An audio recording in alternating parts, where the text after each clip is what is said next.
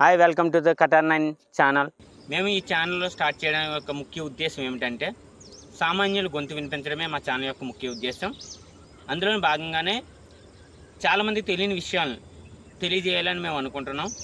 ఇందులో ముఖ్య విషయం ఏంటంటే చాలా సంస్థలు కొన్ని రైతులకు సహాయం చేయడం కోసం, లేదా కొన్ని దళితులకు సహాయం చేయడం కోసం, అలానే కొంత మహిళలకు సహాయం చేయడం కోసం, చిన్నపిల్లలకు సహాయం చేయడం కోసం, ఇలా ఎన్నో రకరకాల సంస్థలు అనేవి మన రాష్ట్రంలోనూ దేశంలోనూ అమలు చేయబడుతుంటాయి.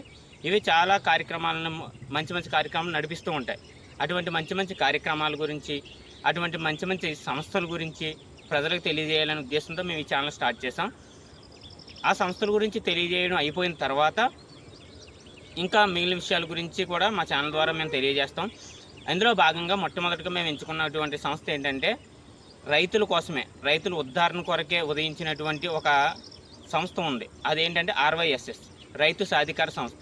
ఈ రైతు సాధికార సంస్థ అనేది ఎప్పుడు వచ్చింది ఏంటి అనే దాని గురించి మేము తెలుసుకోవడానికి జిల్లాలోని ఆ రైతు సాధికార సంస్థ యొక్క ఆఫీస్కి మేము RTI లెటర్ వేయడం జరిగింది.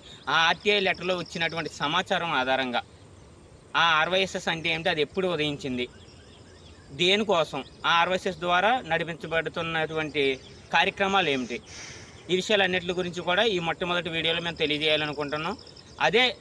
ఇది అయిపోయిన తర్వాత దాని ద్వారా ఇంకా దాని అండర్లో పనిచేస్తున్నటువంటి వివిధ సంస్థల గురించి, అలాగే దాని ద్వారా అందులో పనిచేస్తున్నటువంటి సిబ్బంది అమలు చేస్తున్నటువంటి వివిధ రకాల పనుల గురించి, పద్ధతుల గురించి కూడా తెలియజేయాలనుకుంటున్నాం. అలాగే ఈ సంస్థ ఇప్పటివరకు ఎంతమంది రైతులకు ఉపయోగపడింది, ఎటువంటి సహాయ సహకారాలు అందించింది, రైతుల దృష్టిలో ఈ సంస్థ యొక్క ఉద్దేశం ఏంటి, ఇటువంటివన్నీ కూడా మేము తెలియజేయాలనుకుంటున్నాం. సో వాళ్ళు ఇచ్చినటువంటి RTI ప్రకారం ఆ సంస్థ చేస్తున్నటువంటి పనులు, ఆ సంస్థ యొక్క విధులు, అది ఎప్పుడు ఆవిర్భవించింది, ఇవన్నీ కూడా మనం తెలుసుకుందాం. ఆ RTIని మనం ఒకసారి మేము డిస్ప్లే చేస్తాం, దాన్ని చూసి మనం అందరం కూడా తెలుసుకుందాం. ఇక్కడ ఉన్న చిన్న విషయం ఏమిటంటే మేము ఇచ్చినటువంటి RTIలో తెలుగులో సమాచారం ఇమ్మని క్లియర్గా రాసాం.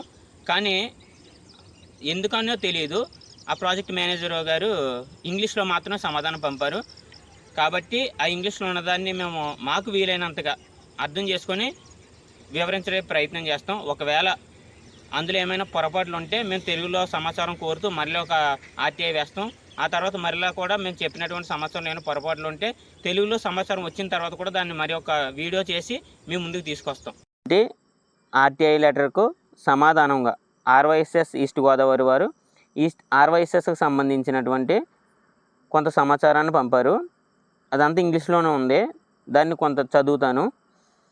Wide GOMS number 197 finance department dated 4 October 2014 issued by State of Andhra Pradesh.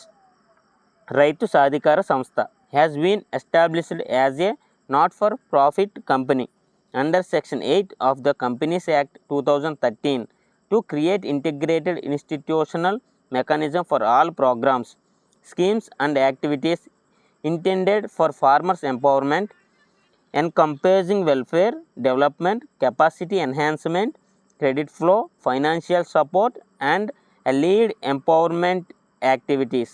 రైతు సాధికార సంస్థ in English can be read as farmer empowerment organization. ఇంగ్లీష్లో ఈ విధంగా ఉందండి. దీనిని తెలుగులోకి అన్వయించి మాకు అర్థమైన రీతిలో చెప్తున్నాము. ఇప్పుడు ఇంగ్లీష్లో చదివిన దానికి విన్నారు కదండి, దానికి తెలుగులో అర్థం ఏమిటంటే ఆంధ్రప్రదేశ్ రాష్ట్రం జారీ చేసిన 4 October 2014 తేదీ నాటి ఆర్థిక శాఖ GOMS నెంబర్ 197 ప్రకారం రైతు సాధికార సంస్థను కంపెనీల చట్టం 2013లోని Section 8 కింద లాభాపేక్ష లేని సంస్థగా స్థాపించారు.